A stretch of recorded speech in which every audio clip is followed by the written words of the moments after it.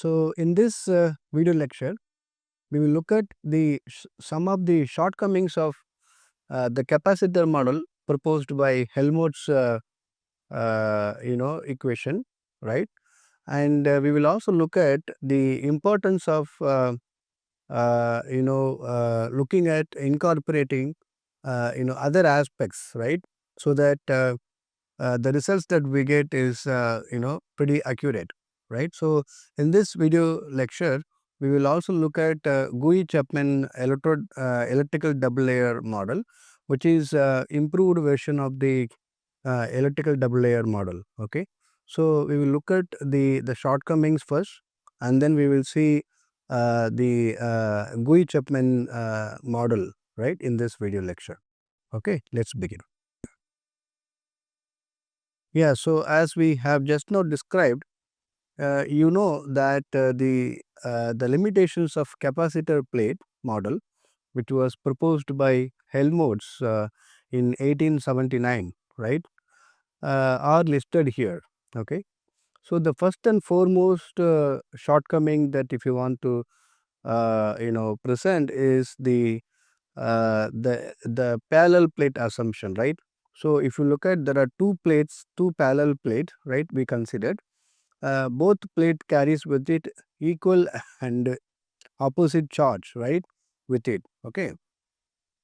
Now the problem here is one of the plate is solid and rigid plate, okay, and the other one is the electrolyte, right? So we consider the strongly bound counter ions as the rigid solid boundary itself, which is actually not very accurate, okay, and the consequence of that will be one hand you will not get very accurate results, on the other hand it also leave aside the dependency of electrolyte concentration, right, which is very much crucial, right. So because as you know, when the electrolyte concentration goes up, when the strength of the electrolyte concentration goes up, it affects the distribution of the ions. So the counter ions and co-ions present in the solution also vary as a function of concentration, but these details are not presented by this model, that is the capacitor model, okay. So that is actually a major drawback, and the other drawback is so we considered parallel plate assumption, right. What if we have to deal with a situation where instead of parallel plate we encounter cylindrical shape, right, or spherical shape or any arbitrary shape? For such situation, this model does not provide any accurate results, because it considers basically parallel plate assumptions, right, which is not true always in all cases. So that is the another drawback of the model.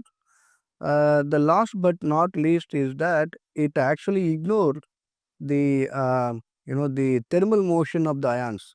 So you know that in the solution, due to bombardment of solvent ions, there will be thermal motion, right, because of the thermal energy, right, which is nothing but kBT, okay. But because there will be thermal motion, ions will not be distributed in a linear in a linear fashion, okay. It can be distributed in a random fashion, so that aspects not covered by the model. So we are going to look at, so these are the shortcomings. Now as a remedy to this, Gouy and Chapman have proposed another electrical double layer model, okay, and that actually kind of incorporates or addresses these shortcomings or gaps, okay. We will see them in detail. So this is nothing but the diffuse double layer, because it considers the diffuse double layer, right, and it is predicted by the proposed by the Gouy and Chapman, right. That's why it is called Gouy-Chapman model, okay. and because it considers diffuse double layer, it means that they take the thermal motion of ions near the charged surface into consideration. That is very uh, you know uh, a very good thing considering the situation, realistic situation. And the next one is that in the capacitor model, unlike the capacitor model, here in the solution you also consider both counter ions which are attracted by the the charged surface, and the co-ions which are repelled by the surface. So both counter ions and co-ions coexist in the solution, which is also considered by this model. Okay. So remember, when we talked about the electrical double layer theory in the beginning, we said whenever you introduce a charged surface into the solution, you can expect three possibilities, right? One is strongly bound counter ion, weakly bound counter ion, diffuse counter ions. You may be asking, like, why these aspects are not taken into consideration in the first place itself. Remember, one would not get this much clarity in the first place itself, right? As we understand about the difficulties, okay, as we face the challenges, we try to ask questions and get answer. So with the time we get more clarity, and with the time we evolve, right? That's how these different models came into existence. Okay, you may be wondering why in the Helmholtz model itself this diffuse double layer thing was not incorporated, because at the time this much clarity was not provided. That's why this was not included. With the time we understand better and we also evolved, right? So that's why at different point of time you get different model, okay, come into existence. Okay, so this particular model, remember, we just now described that there are three types of counter ions that we always encounter. One is strongly bound. So the capacitor model considered only the strongly bound counter ions, whereas the weakly bound and diffuse bound layer was not considered. So this Gouy-Chapman model, Gouy and Chapman, they consider not only the strongly bound, they also consider the diffuse double layer. Okay, so if you incorporate along with the parallel plate, if you incorporate this diffuse double layer, that means it is Gouy-Chapman model. Okay, right. So the variation of the potential with the distance from a charged surface of, so now we are going to talk about any arbitrary shape. We are not only going to deal with the parallel plate.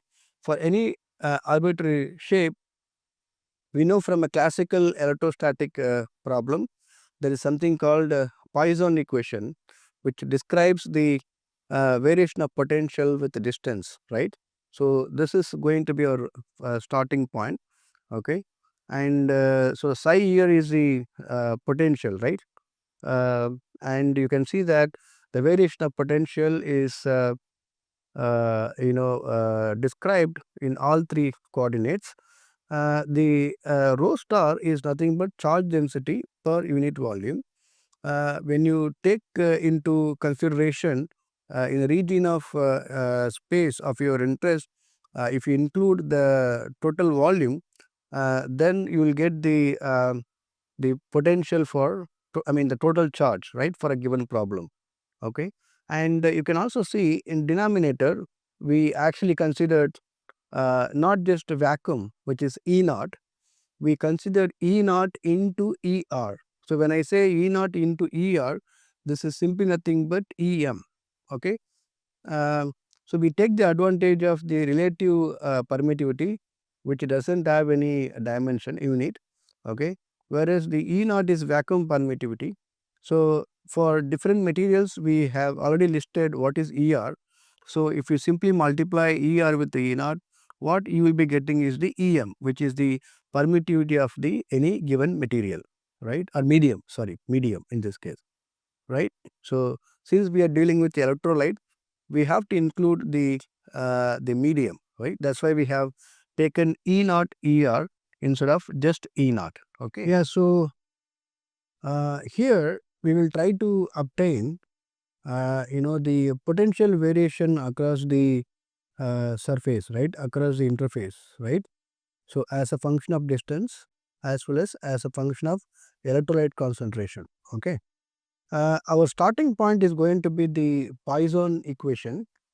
Our first step will be to incorporate the the random distribution of ions, a function that will describe the random distribution of ions, right.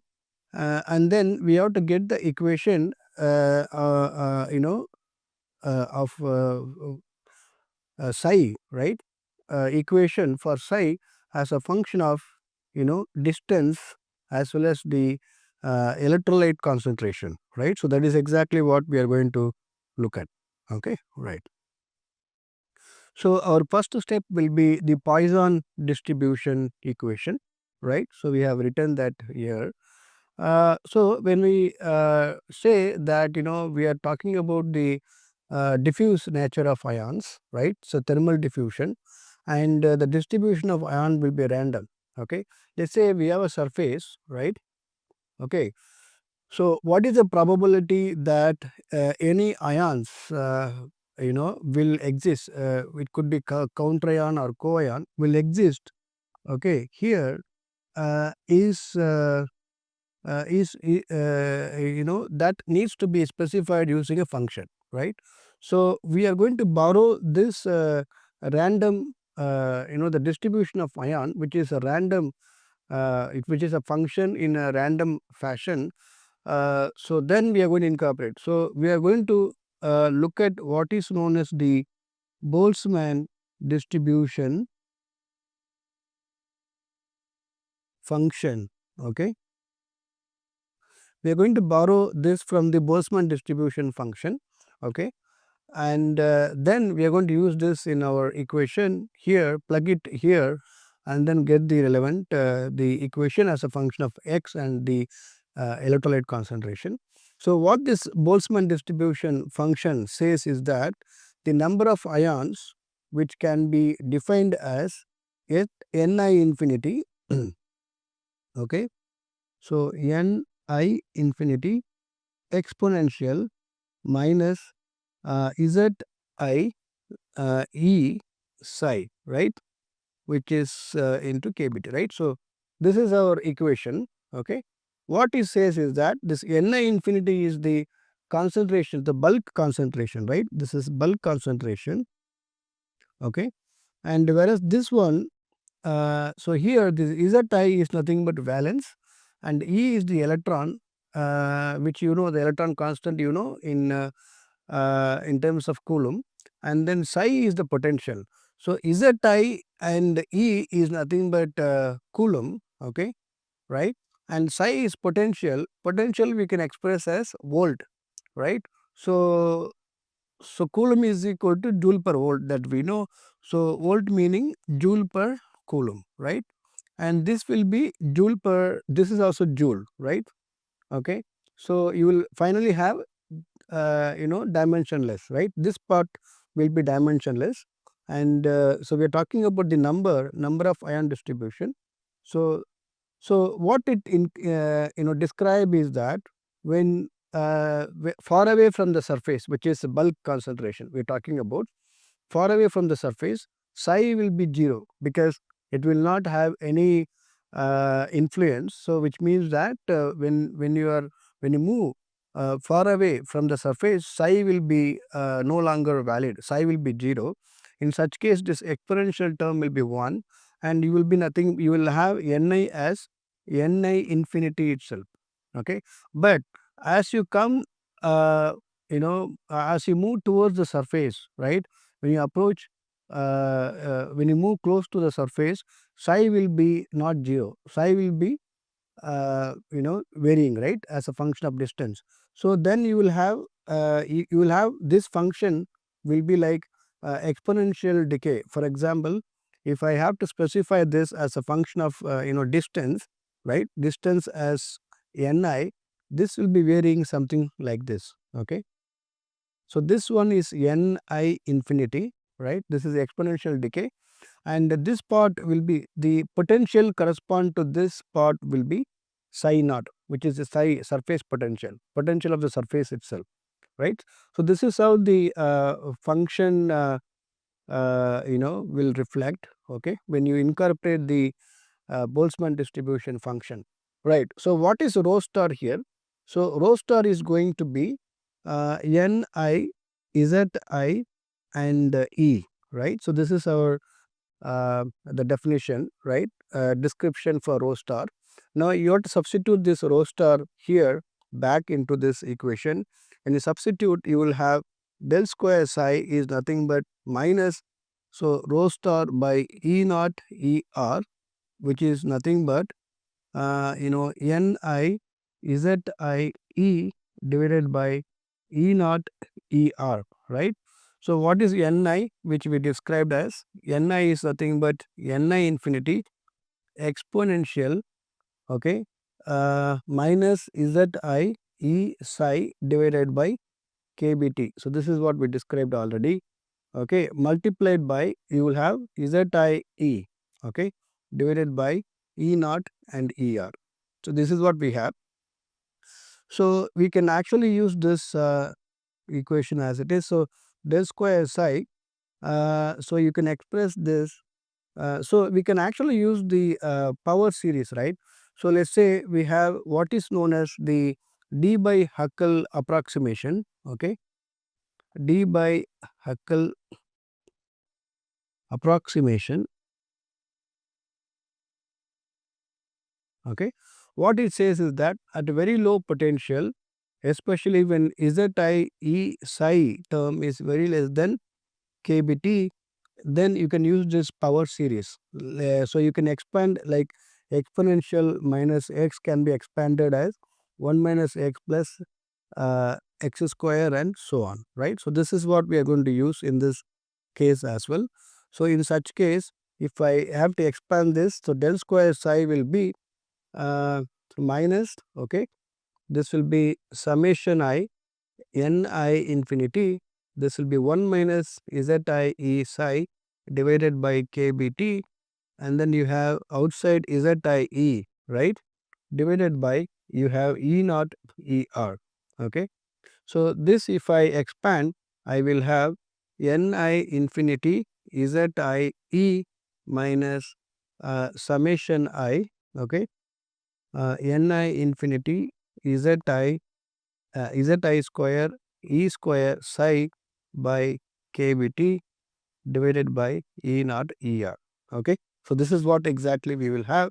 So, remember when I expand this Ni infinity Zi E will be 0, because when you expand you will have for symmetric electrolyte, we are talking about symmetrical electrolyte. So, our assumption is for symmetrical electrolyte like NaCl, okay, like NaCl, you can say that there will be equal number of distribution, right. For example, ZNA will be positive and ZCl will be negative, okay.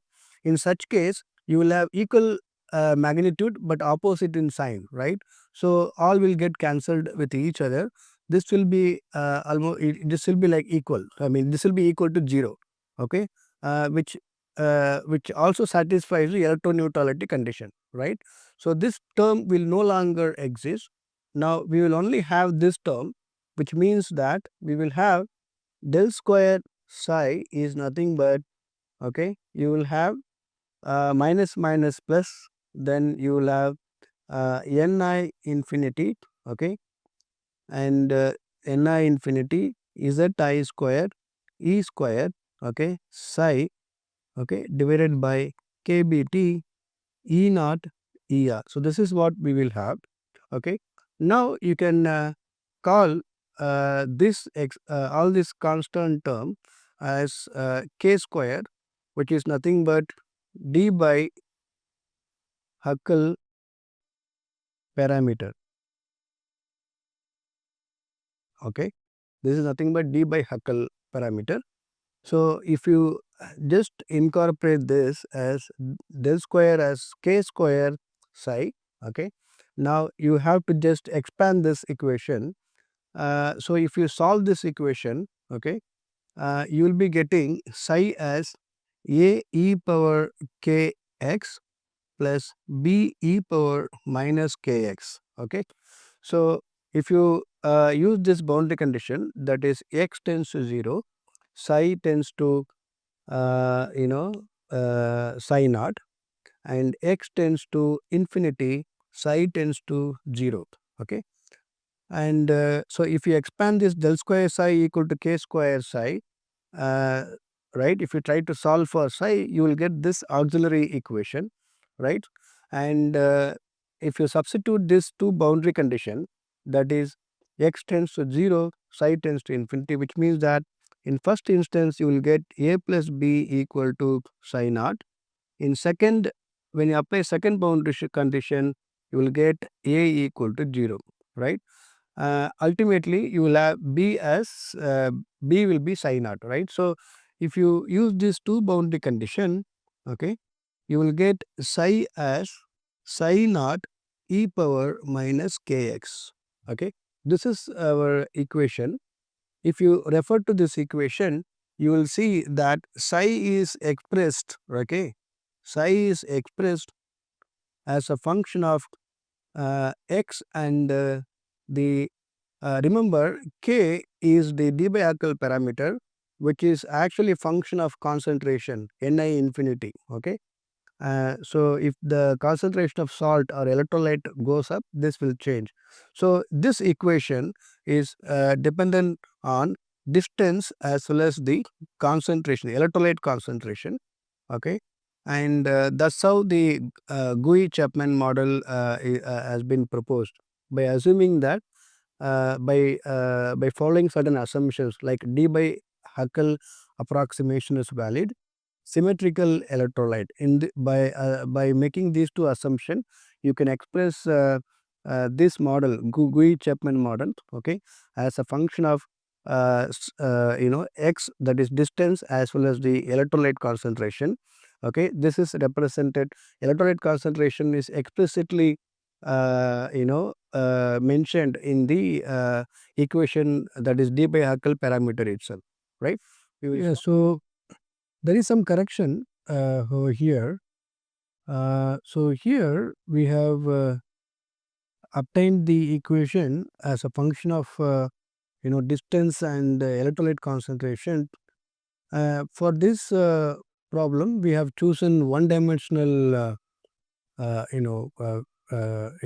equation, right. So we have only considered that only this variation of psi in the x direction is considered. Okay, and rest of the coordinates were ignored. So that's how this equation has been derived. Okay, just keep in just keep it noted that we have obtained this equation by assuming that the problem is applicable in one dimension only.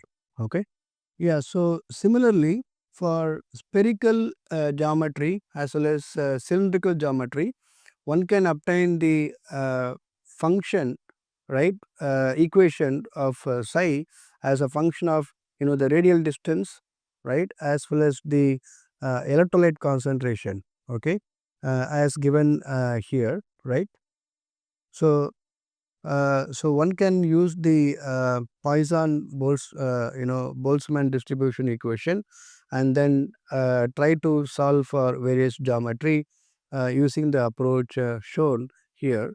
For example, for spherical geometry, how you can get the psi as a function of the distance as well as the electrolyte concentration. Similar way for cylindrical surface, how one can get the surface potential as a function of distance as well as electrolyte concentration can be obtained using this approach shown here. We will stop here. We will continue from the next lecture. Thank you.